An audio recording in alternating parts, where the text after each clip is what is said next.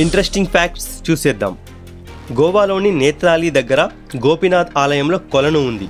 దానికి బుద్బుద తాలి అనే పేరు. ఎందుకు అంటే ఈ కొలను మెట్లపై నిల్చొని చప్పట్లు కొడితే ఆ నీటిలో బుడగలు వస్తాయి.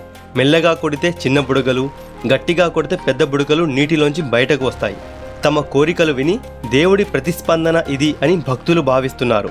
కానీ శాస్త్రవేత్తలు కొలను అడుగు భాగంలో సల్ఫర్ ఆక్సైడ్ ఎక్కువగా ఉండడం వల్ల శబ్ద తరంగాలు తాకగానే బుడగలు పైకి తేలుతున్నాయి అని వివరణ ఇస్తున్నారు. ఏది ఏమైనా బుడగలు రావడం అన్నది నిజం. భూమి మీదే కాదు, ఇతర గ్రహాలపై కూడా అగ్నిపర్వతాలు ఉన్నాయి.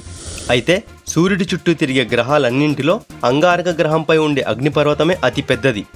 అంగారక గ్రహంపై ఉండే ఈ అగ్నిపర్వతం ఎవరెస్ట్ కంటే 3 రెట్లు పెద్దదిగా ఉంటుంది. అమెరికాలోని ల్యాబ్లో చేపను కాకుండా డైరెక్ట్గా చేప మాంసంనే తయారు చేశారు. చేప నుండి చిన్న కణం తీసుకొని ల్యాబ్లో ప్రత్యేక పోషక ద్రావణంలో పెంచుతారు. ఆ కణం మాంస కణజాలంగా పెరుగుతుంది. క్రమంగా అది చేప మాంసంలా తయారవుతుంది. ఈ విధంగా బ్రతికున్న చేపను కాకుండా కేవలం మాంసమును మాత్రమే తయారు చేస్తారు. చేపలో ఉండే అన్ని పోషకాలు ఇందులో అలాగే ఉంటాయి.